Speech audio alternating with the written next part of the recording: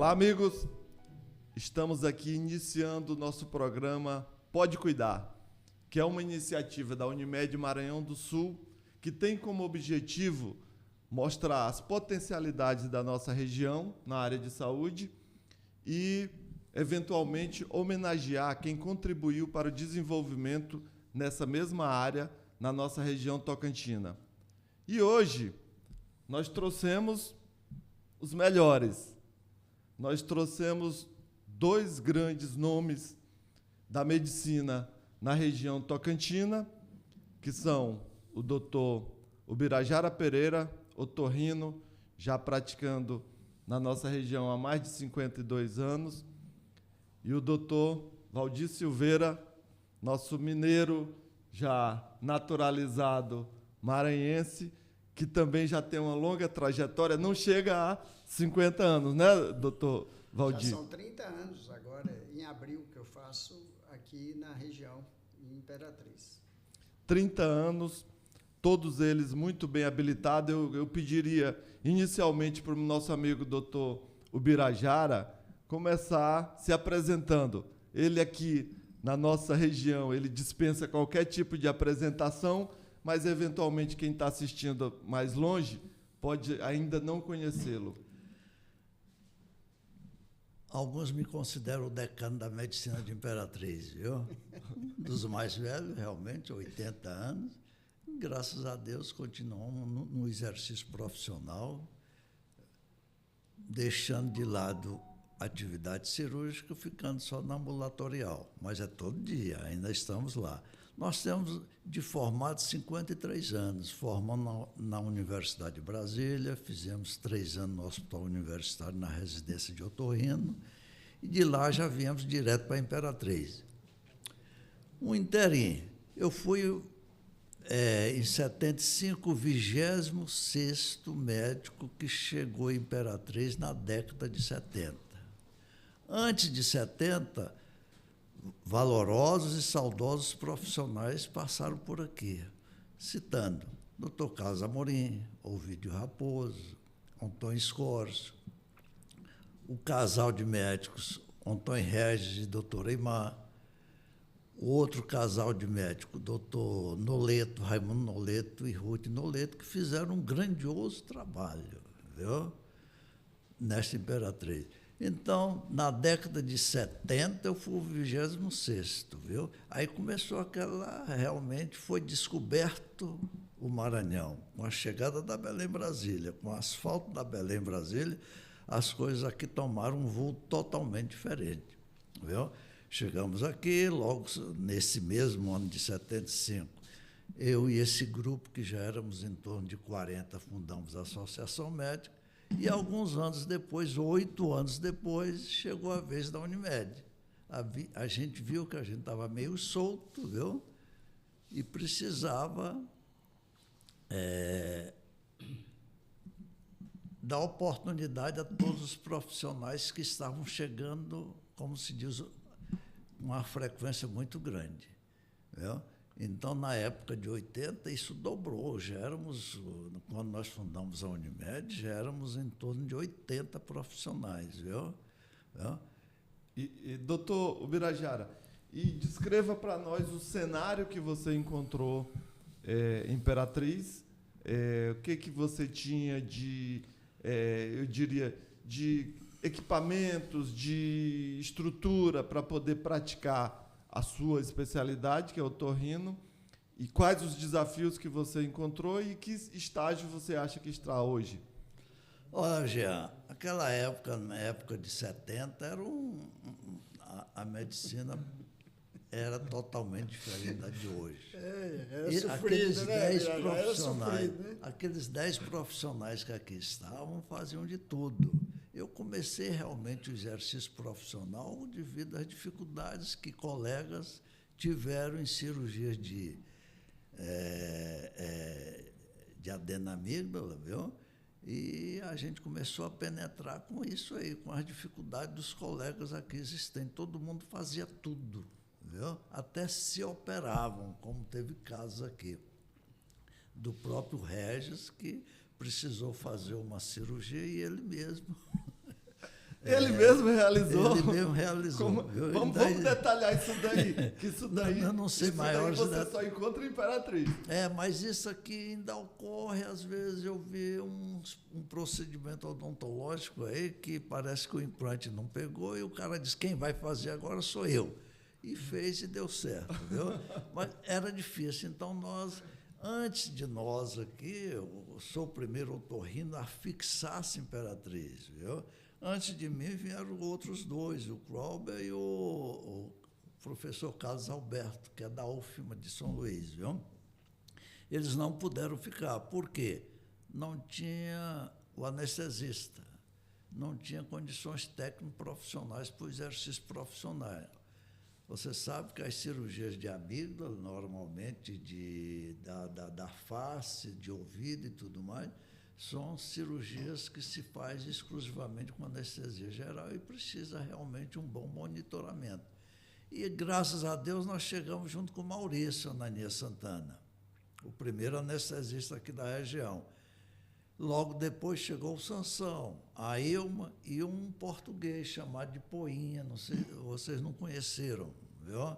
E eles fundaram logo em 80, mais ou menos, o Cianeste, que hoje é essa potência que a gente vê aí, Imperatriz. Viu?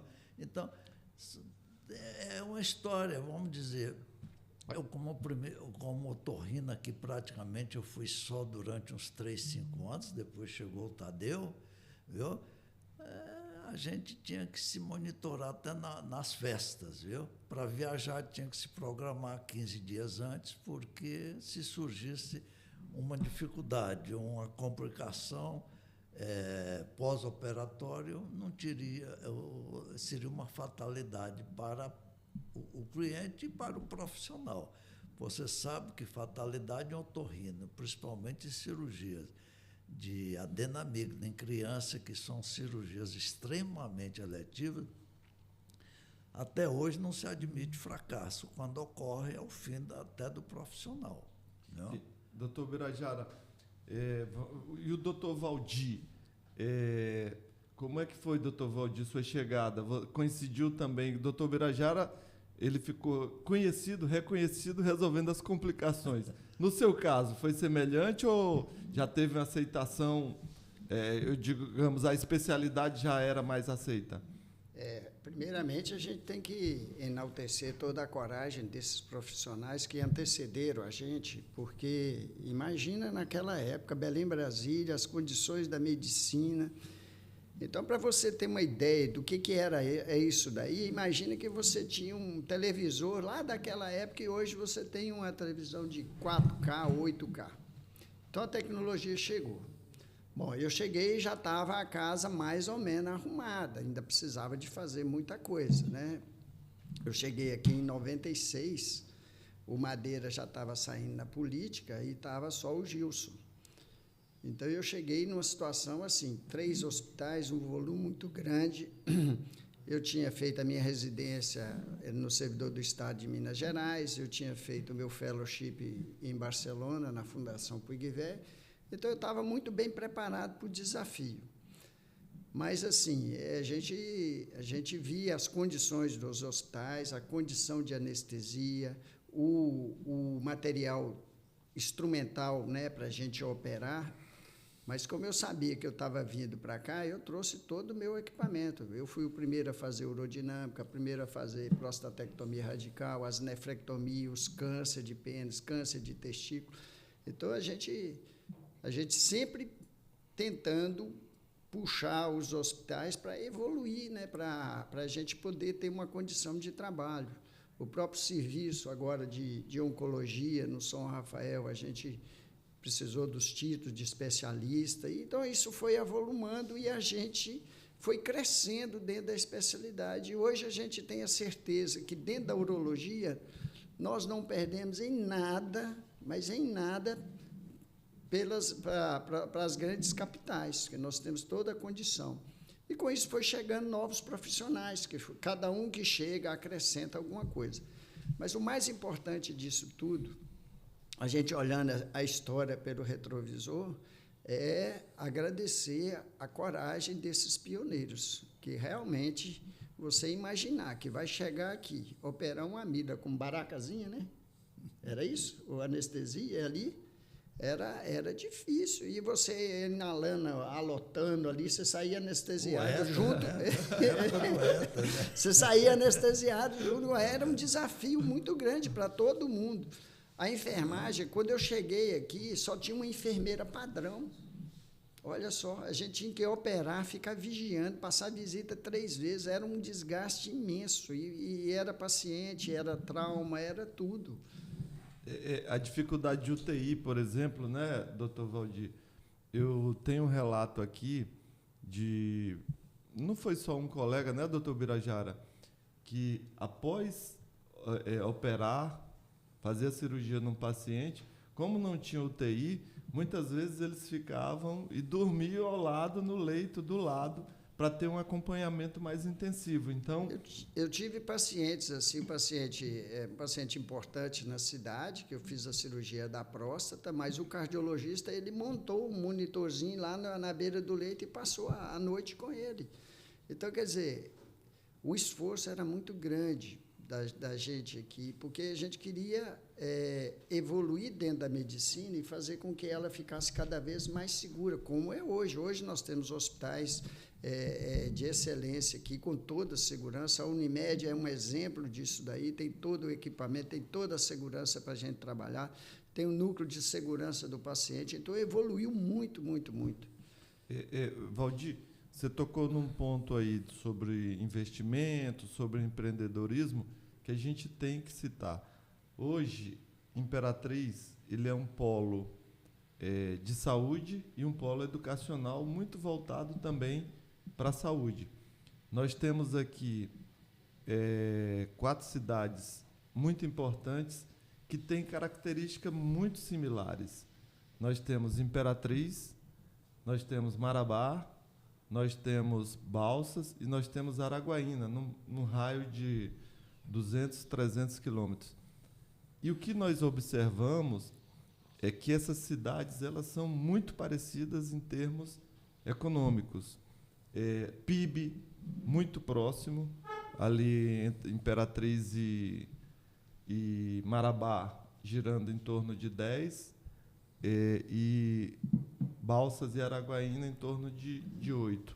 E quando a gente vai olhar para a parte de renda, a renda também, o PIB per capita, quando nos deparamos com alguns dados que não são tão positivos. Enquanto que o Brasil ele gira em torno de 50 mil, Imperatriz ele ainda está um pouco abaixo.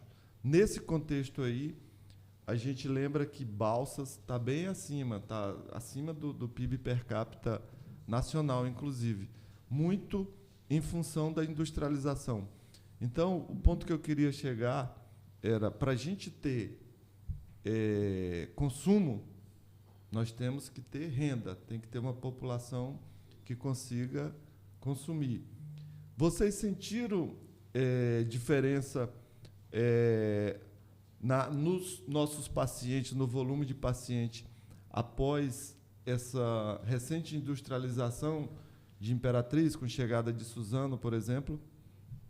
Olha, a indústria ela traz um contingente de pessoas, né, naquele momento de arrancada, de construção. Como é uma indústria altamente automatizada, né, ela acaba trabalhando com um contingente menor de funcionários. Eu sou de uma região, que é a região do Vale do Aço, em Minas Gerais, e a gente vê isso. A expansão da Luz em Minas tinha 22 mil funcionários, depois ela reduziu para 10. Quando tem uma expansão, ela evolui. Depois normatiza aquilo ali, né? Então, na época da Suzano, houve um aumento muito grande de aluguéis e tudo mais, mas depois aquilo ali normalizou. Quanto ao atendimento, comparando com as outras regiões, né, atendimento médico específico, estrutura hospitalar, eu acho que Imperatriz ela se coloca aí, se não em primeiro lugar, talvez em segundo lugar em relação às outras, em relação a Marabá. Lá em Araguaína tem o Dom Orione, que é um hospital muito bom.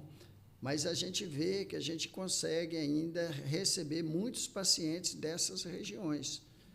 Por quê? Por causa da qualidade dos profissionais que temos aqui. São profissionais que eles dedicaram bem a sua formação, são especialistas mesmo de verdade, com residência, não são especialistas de fim de semana, que pegam um título aí com conhecimento muito raso, né? Então, nós estamos aí hoje com um volume de profissionais de alta capacidade, com alto poder de resolução dentro da Unimed e dentro dos outros hospitais aqui. E sobre esse perfil do paciente, doutor Ubirajara? De antemão, deixa eu fazer uma observação nesses dois enfoques de vocês, Perfeito. de Jean e de Valdir. Olha, realmente, no ano 80, 90, a Imperatriz era o único polo aqui. Vejam as dificuldades, não existia, Marabá era um embrião, Araguaína também, não existia Balsa, não existia Açailândia. Aqui girava em torno de Imperatriz, Teresina e Palmas, que estava começando, viu? Então era um polo. Aí nós tivemos um impacto muito grande, que foi do ano de 90 a 2010, quando surgiu aquele polo educacional. A Imperatriz perdeu a oportunidade de ter o polo universitário. A universidade, medicina, foi tudo para Araguaína. Então, nós tivemos um impacto negativo terrível, associado com aquela crise daquela época, do cruzado, da hiperinflação. Nós quase sucumbimos, viu? Nós pegamos um pique grande até 90 e depois, viu? Veja o que a educação é capaz de influenciar numa região. Muito mais do que a industrialização. Nós tivemos a fase da Suzana, que o Valdir terminou de falar, que foi um boom muito grande aqui para a região. Viu? A primeira grande indústria, hoje nós temos, graças a Deus, já proliferou, já tem outras opções, já tem Balsas, que se tornou um polo de saúde, um polo industrial. A Embasa é aquela potência, igual a Suzano é aqui. A Embasa é para Balsas, o que Suzano foi para a Imperatriz. Araguaína tem realmente uma referência muito grande. E hoje nós estamos crescendo de um modo mais consolidado, viu? Naquela época a gente trabalhava no sufoco. Diariamente, só da minha região ali de Riachão, Balsas e Carolina, eram 10 ambulâncias diárias. Era chegando e saindo e não se dava conta. O TIs era aquela briga interminável. Graças a Deus melhorou. Hoje já tem esse centro. Igual o Jean falou, Balsas é um bom centro médico, Araguaína, Marabá, Imperatriz, a Açailândia também se desponta já. Vamos nos aprofundar mais nessa questão da saúde, doutor Valdir. E aqui nós temos um especialista em história de saúde, que é o doutor Ubirajara, e eu queria que ele relembrasse mais esse pioneirismo da Unimed nas diversas soluções em saúde que ela vem apresentando. Como foi que surgiu essa ideia, doutor Ubirajara? Porque hoje, Valdir, eu não sei se você se recorda, mas nós, depois de 2010, eu acho, nós já tentamos, inclusive, montar alguns outros tipos de cooperativa prestadora e ficamos no campo do planejamento, nunca conseguimos concretizar isso. Agora, imagine, doutor Valdir, um cenário de 1983, sul do Maranhão, para você montar uma cooperativa. Primeiro, o número de associados, que já era um desafio, e depois ter toda essa estrutura e essa responsabilidade. Como surgiu isso, doutor Ubirajara? 83 é um grupo liderado pelo Maurício e Eimar e outros, uns 10, vimos essa dificuldade. E copiamos aquele exemplo que estava começando lá em Santos, viu? Com o Castilho, né? Viu?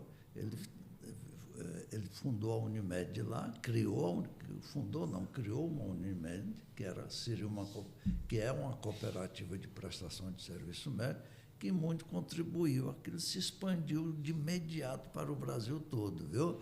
E nós começamos, Maurício foi para lá, passou alguns meses observando em Santos, no Nordeste, em BH, viu? E chegou e nós nos reunimos lá na Associação Médica, e ela lá funcionou durante uns 2, 3 anos com 3 funcionários, a dona Eronildes, Antônio Dias e mais um, viu? Era uma coisinha miúda, mas sempre cresceu, sempre foi sedimentando, viu? Até que chegou, uns 10 anos depois, essa oportunidade de se adquirir esse prédio aqui. Nós não tínhamos estrutura. O próprio Bamerindos, que era o dono dessa sede aqui, não acreditou na Unimed, não acreditava na época, e eu, Cacildo e Peixoto, os 3 assinamos os cheques. Como pessoa física. Como pessoa física durante um ano, viu? Não. Durante um ano. Eu sei que nós compramos essa sede, foi por onde realmente o negócio começou a consolidar. Logo depois, 10, 15 anos depois, veio aquela ideia do hospital, pela dificuldade que nós tínhamos. A rede hospitalar de Imperatriz era um tanto carente, viu? Foi a época que surgiu Santa Teresa, que hoje é o Hospital Municipal de Imperatriz, mas era extremamente carente. Não tinha UTI, não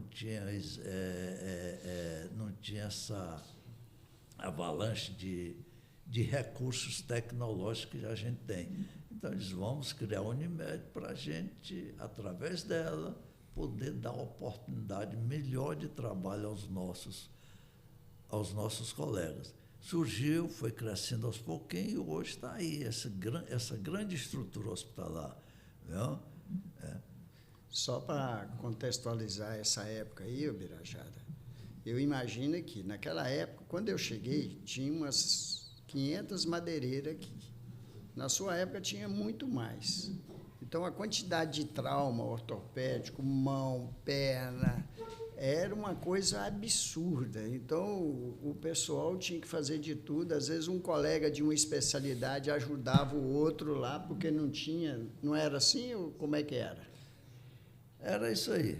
Praticamente, era médico, tinha que fazer tudo. Ainda hoje diz, porque você é médico, tem que resolver todos os problemas. Imagine há 40 anos, 30 anos. Viu? Viu? Você estava em casa sossegado e a pouco o telefone tocava. Vem aqui me ajudar aqui, porque eu estou sem ninguém. Quantas vezes no próprio Jussara Carnaval você era chamado para o corpo estranho, viu? E para qualquer procedimento, viu? Então, é o que eu falei no começo. Para a gente sair num congresso ou tirar uns dias de férias, a gente tinha que programar durante 15 dias. É que o Valdir diz, naquela época se operava um paciente, viu? E às vezes tinha que dormir no próprio hospital, ao lado do paciente, para ter um cuidado mais imediato, porque as intercorrências poderiam surgir, viu? E nós não tínhamos esse suporte que se tem hoje com as UTIs, viu? Então, doutor Ubirajara, o Bamerindos não confiou na nossa cooperativa.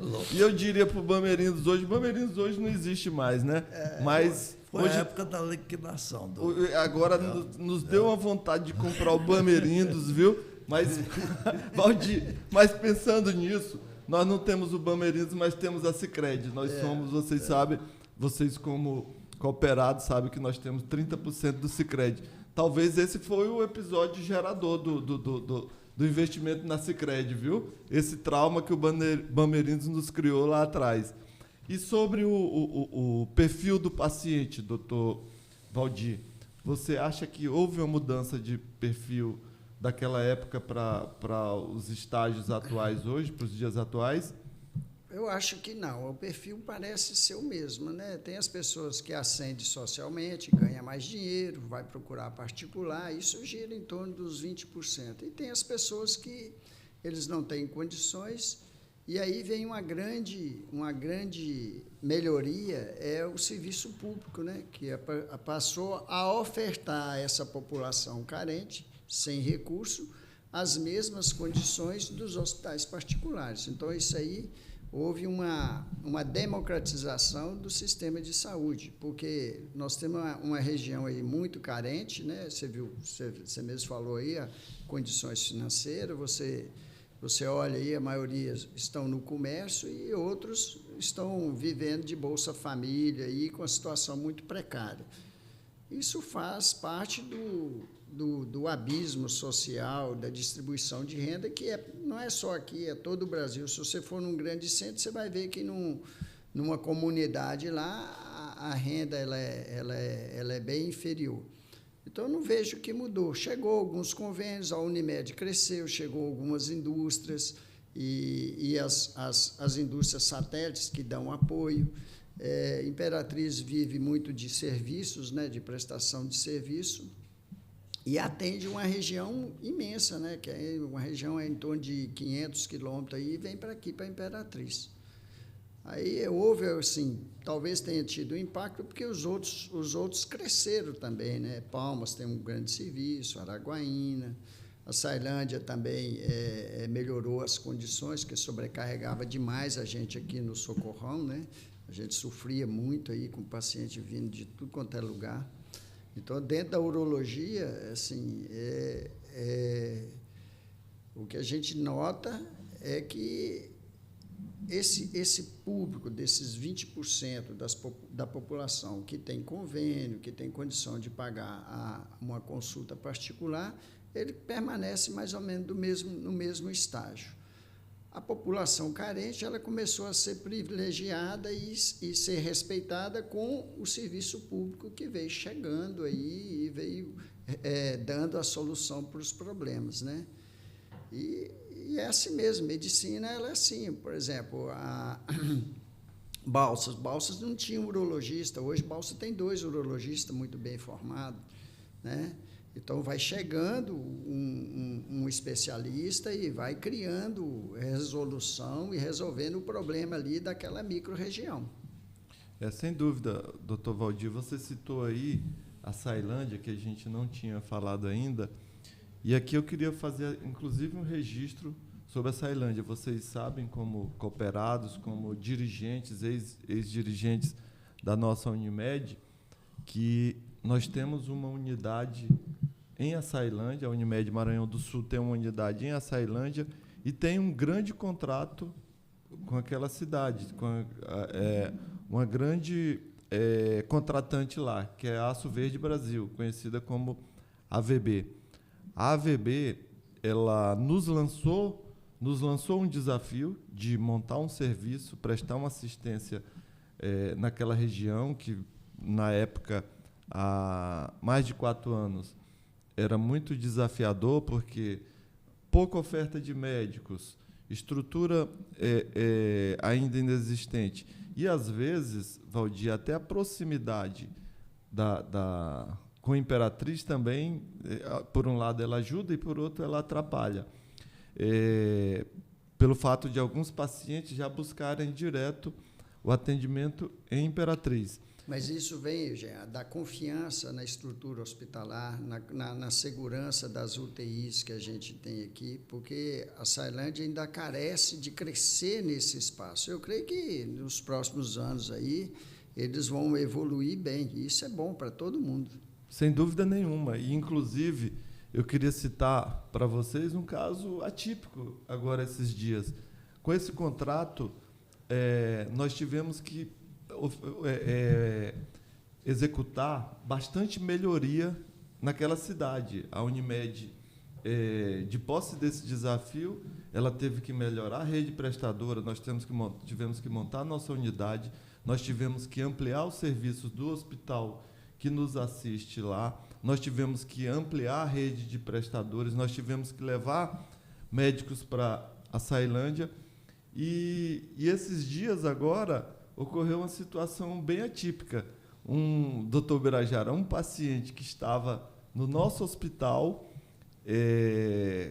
por uma imposição de uma viagem de um colega nosso, de um especialista, nós ficamos sem uma determinada especialidade e que, por acaso, tinha no nosso hospital lá em Açailândia. Então, nós fizemos o inverso do que a gente geralmente faz.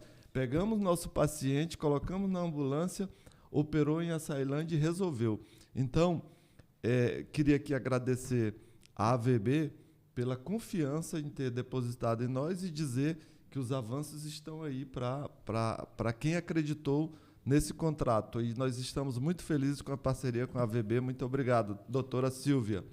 E voltando aqui à nossa conversa, doutor Ubirajara, faltou você complementar sobre o perfil do paciente. Se você acha que teve alguma mudança nesse perfil lá de 1975, quando você chegou, o paciente, qual que era a necessidade do paciente? Esse paciente é um paciente que ele necessita a mesma coisa, que ele vem com o mesmo nível de informação? O que você notou de mudança entre 1975 e hoje, 2026, que já se passaram muito tempo, né? Realmente a mudança é grande, viu? Hoje o paciente chega já dando um diagnóstico, eu tenho um possível diagnóstico, já tenho isso, viu? E eu quero usar isso, aquilo, outro. E um aspecto que é bom a gente frisar aqui, que devido às condições sanitárias,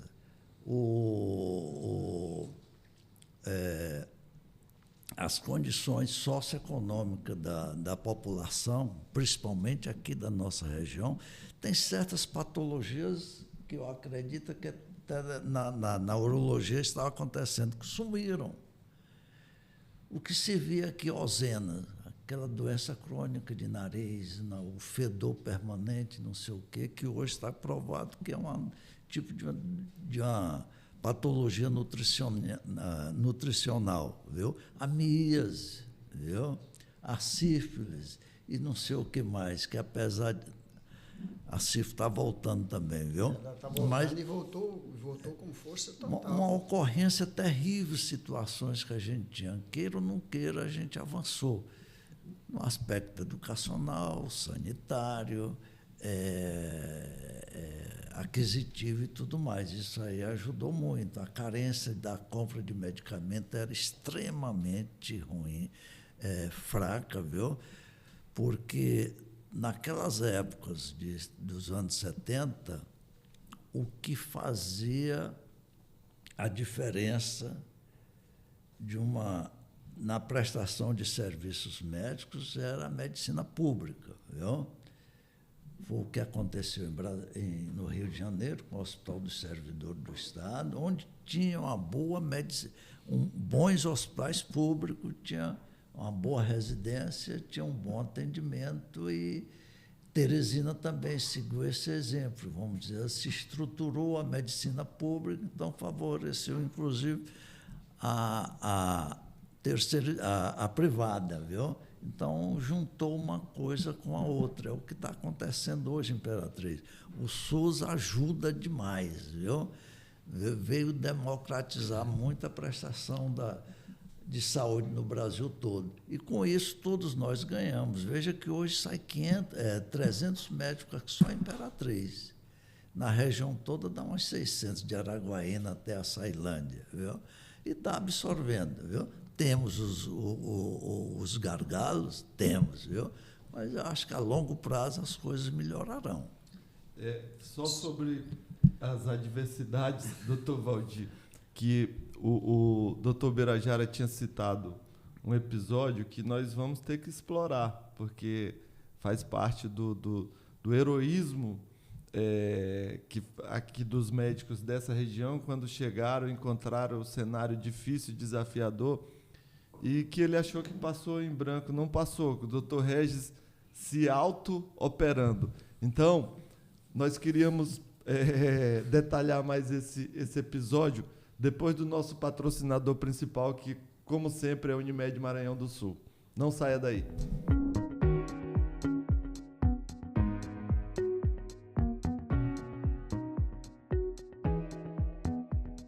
De volta com o programa Pode Cuidar, hoje diretamente aqui da nossa sede administrativa, adquirida pelo doutor Birajara e doutor Peixoto, do Banco Bamerindos, que não queria nos vender e que hoje nós compraríamos o Banco Bamerindos. Compraria, né? Cacildo. Foi o Cacildo, na época do diretor-presidente, doutor Cacildo. Então, no bloco anterior, nós deixamos essa deixa da história do doutor Antônio Regis, que foi um grande cirurgião, e como grande cirurgião num local onde as condições eram poucas, sempre tem grandes histórias, né, doutor Valdir, doutor Birajara? E essa história dele se auto-operar, no mínimo, ela merece ser detalhada aqui. Como foi essa história, doutor Valdir?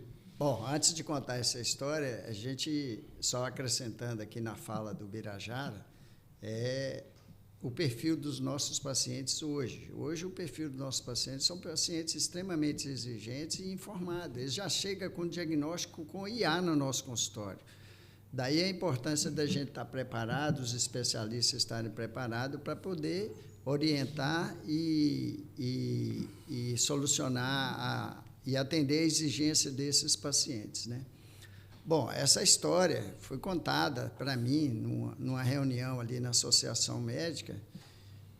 Na época, o doutor Regis estava em Santarém? Santarém lá. E Santarém, naquela época, o avião ia e daí voltava 2, 3 dias. Então, ele chegou lá, começou a ter uma dor na fossa ilíaca direita.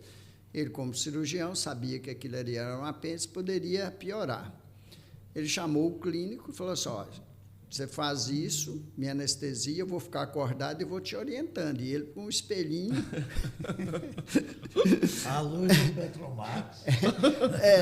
Aí o cara foi, fez a incisão, imagina um clínico lá, passando aperto lá, né? Não, pode fazer e tal. E a história é que ele chegou, abordou o apêndice, ligou, e na hora que ligou, o resto, desmaiou. Aí ele reconstituiu, suturou e tal. Enfim, essa é a história que coloca isso aí. Talvez quem saiba ilustrar melhor isso é o filho dele, né? O Regis Júnior, colega nosso aí. Médico, dermatologista, que nós vamos chamar aqui para detalhar essa história, doutor Valdir, porque a história é muito boa.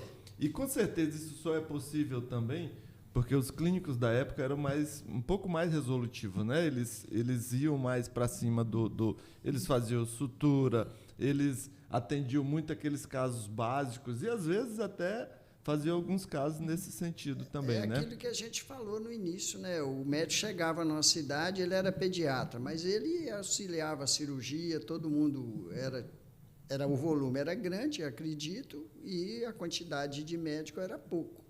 Então, tinha que chegar e um ajudar o outro. Era uma verdadeira parceria, né, que tinha entre os médicos aí. Não, sem dúvida. E agora, para a gente... Eu fui olhar o tempo ali, nós já conversamos bastante, viu, doutor Birajara? Doutor Birajara gosta de conversar, doutor Valdir. E olha que nós não entramos... Tem uma parte, doutor Birajara, que eu teria que explorar mais o doutor Valdir, que é a parte de sociologia, antropologia. Isso é um exímio conhecedor, viu? Num próximo episódio aí nós vamos abordar essa área também, viu, doutor Valdir? Mas agora a gente queria que vocês falassem um pouco sobre o que esperar da medicina, o que está a vir, que a gente ainda não conhece. Quais são as previsões? Você acha que nós estamos numa região que ainda tem oportunidades? Você acha que o perfil do médico está mudando? Enfim, o que vocês têm a ponderar sobre o que está por vir? Bom, dentro da área da urologia, eu acho assim fantástico, né? Porque todo o avanço que teve em relação às outras especialidades partiu da urologia, né? Desde a... Eu não sabia disso, não. Você sabia, doutor Birajara? Tudo que tem nas outras áreas partiu da urologia. A urologia é uma mãe para as outras especialidades. Por exemplo, a fibra óptica começou com urologia, a cirurgia endoscópica começou com urologia, a própria robótica começou com urologia. Então, tudo isso daí coloca a especialidade urológica como uma especialidade assim, de muita tecnologia, muito avanço tecnológico. Então, hoje, para ilustrar para você, no campo da urologia, na parte de cálculo, nós temos todos os equipamentos e resolução, litotripsia, laser, tudo mais, né? Estamos evoluindo muito na cirurgia videolaparoscópica, que a videolaparoscópica é um passo para a gente chegar na robótica. Hoje, por exemplo, de robô, nós temos 160 plataformas de robô no Brasil. Então, isso tem crescido absurdamente. Então, provavelmente, eu espero que, num curto espaço de tempo, Imperatriz tenha um robô para a gente fazer essas cirurgias robóticas, né? Então, evoluiu muito. A gente era um cirurgião que era de barriga aberta. Hoje, são cirurgias minimamente invasivas para todas as especialidades. O Jean operava o ombro hoje, faz por vídeo. Joelho, operava, faz por vídeo. A otorrino já usa a otoscopia, tudinho. Antes tinha que ir uma luzinha para ver lá. Ou seja, deu conforto, trouxe segurança, e a medicina ela não para, a evolução é isso. Antigamente, o cirurgião operava úlcera perfurada. Você não vê mais isso. Então, igual o Birajara falou, algumas doenças vão acabando porque a medicina vai trazendo uma solução mais simples e eficaz para o tratamento dela. Grandes cirurgias que eram feitas antigamente, hoje já não são feitas, porque já tem uma medicação, tem um tratamento, tem uma cirurgia minimamente invasiva. Na cirurgia de próstata, nós evoluímos muito com a ressecção endoscópica de próstata. Hoje, agora, a gente já tem, que é uma realidade, o Rezum, que é um tratamento minimamente invasivo, o paciente precisa de anestesia, ele não tem sangramento, ele faz um procedimento, o Rezum é como se ele estivesse fazendo uma endoscopia. Então, a urologia ela é fantástica nesse sentido, que ela vai provocando as outras especialidades e elas vão indo nessa esteira aí para melhor qualidade de atendimento, melhor poder de resolução, menos índice de complicação, voltando esse paciente para o trabalho mais rápido. O Valdir disse tudo. Agora, eu lhe digo, a IA ajuda, mas não resolve tudo. Você, mesmo tendo a IA, você tem que fazer os ajustes finais, porque medicina não é matemática. As coisas são bem diferentes, viu? E o que a gente nota hoje, o que a gente vê e constata no dia a dia, que o colega, às vezes, está deixando de observar, de escutar, de examinar o paciente, e vai só através de exames, viu? O exame ajuda, viu? Mas em você saber escutar e examinar, já é um grande passo, já lhe digo que é 60%, viu? E colocar a mão no paciente. Colocar a mão no paciente. É o que a gente não tem visto isso nas gerações mais modernas, entre aspas, que está aparecendo. Você falou na IA, tem um dado interessante sobre a IA, é que para você se beneficiar da IA, você tem que saber fazer a pergunta para a IA. Não é só chegar ao leigo e dizer, eu quero saber sobre isso e essa doença. Você tem que ter os indicadores para poder alimentar a pergunta, alimentar o sistema. Então, quando você faz isso, basicamente, ele deve ser feito por alguém que seja habilitado, que tenha conhecimento nessa área. Aí, sim, ela vai lhe dar a resposta certa, de acordo com a medicina de evidências, né? Mas não é qualquer um que vai chegar e vai dizer, até porque não sabe como perguntar. Você tem uma grande ferramenta, é como se tivesse um grande carro sem piloto, né? Só parafraseando uma frase de um mestre lá em BH, ele fala que a medicina é baseada em evidência, mas, sobretudo, em inteligência. Então, é saber interpretar o quadro clínico para você, com todo o conhecimento que tem da medicina, traçar uma propedêutica, um tratamento adequado. Eu já estava finalizando, mas como são dois homens médicos muito experientes, eu queria mais uma opinião deles sobre essa quantidade de farmácias que a gente tem observado, não só aqui na nossa região, mas em todo o Brasil. E eu queria saber se a opinião deles coincide com a minha, se nosso paciente hoje, se nosso cliente hoje, se ele está polimedicado. Olha, eu fui monitor de farmacologia, então eu aprendi com o professor que é o seguinte: médico que coloca 3, 4, 5, 6, 7, 8 medicamentos, tem alguma coisa aí, né? A não ser aquelas prescrições aí do cardiologista que tem um punhado de medicamento. Fora isso, dois, três medicamentos numa receita, ele resolve aí grande parte dos problemas de saúde do paciente. Mas a gente tem que ver o seguinte: por que tem tanta farmácia? Isso aí é uma observação minha. Com tanto médico formando, se cada médico desse que forma no Brasil, ele atender 10 pacientes, ele vai produzir 10 receitas. Como que vai sair essa receita? Eu não sei. Aí ele vai ter que comprar. Então, aumentou aquela coisa de Darwin, né? Aumenta a população disso, diminui o outro. Então, quer dizer, aumentou a quantidade de médico, aumentou a quantidade de receita, aumentou a quantidade de farmácia. Então, minha observação é essa. E a gente tem que ter atenção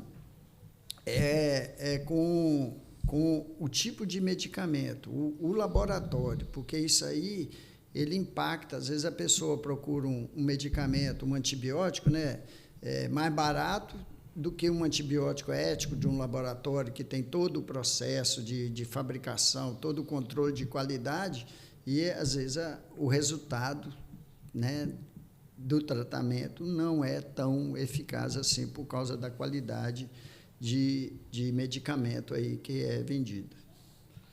E eu acrescentaria ainda, Valdir, a automedicação é muito preocupante nesse país. O que se vê nas clínicas de hemodiálise aí, a insuficiência renal causada pelo anti-inflamatório é horrível, viu? E outra coisa é que o governo não cumpre as funções dele, que seria fiscalizar. Não é dar um medicamento ou coisa, é fiscalizar a produção.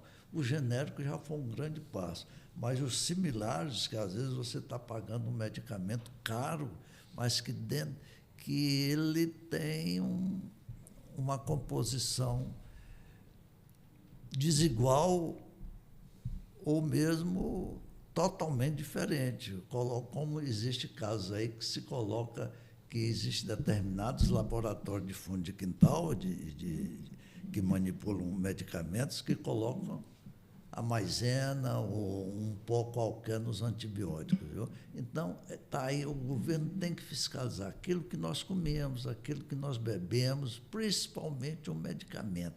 Nós estamos soltos aí. Esse mundo de farmácia que nós temos aí, viu? É um verdadeiro perigo para a população de um modo geral. É preocupante, viu? O governo devia se envolver mais nesse aspecto aí. Tivemos ganho, tivemos. O genérico foi um deles, viu? Mas precisa andar mais. Excelente. Queria aqui agradecer ao nosso mestre, fundador, doutor Ubirajara Pereira, que sempre muito solícito, sempre vem contribuindo desde 1983 com essa cooperativa, Valdir.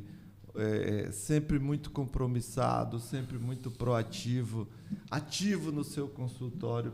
Então, é um homem que ele tem feito muito pela saúde de Imperatriz e região.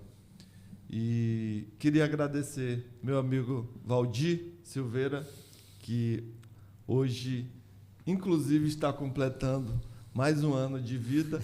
Coincidiu com o nosso primeiro programa e que também, ao longo de todos esses anos, doutor Birajara, ele vem se dedicando à nossa cooperativa, tirando sobreaviso ainda, doutor Birajara. Você já imaginou um homem tão bem posicionado como o doutor Valdir, ainda sai na escala dele lá, 3 horas da manhã, e vai para o nosso hospital, atender nossos chamados, enfim, resolver os problemas dos nossos pacientes. E tem deixado um legado dentro da urologia da nossa região, que eu tenho certeza que ficará o exemplo por muitos e muitos anos. Além disso, inovador, bastante atualizado. A gente, vez por outra, aqui tem que estar ajustando o calendário com a saída dele para algum congresso, onde às vezes vai ouvir, às vezes vai palestrar, porque já tem dados suficientes para mostrar seus casos, já tem um histórico suficiente, e que hoje nos orgulha muito em ser um cooperado da Unimed Maranhão do Sul, cooperado e dirigente, como sempre foi. Grande abraço a vocês, grande dia a todos, e queremos dizer que esse programa ele vai estar à disposição em todos os nossos canais, Instagram, Facebook e no YouTube. Então, sempre trazendo 2 grandes nomes como esses 2 que tivemos aqui hoje. Grande abraço e até breve.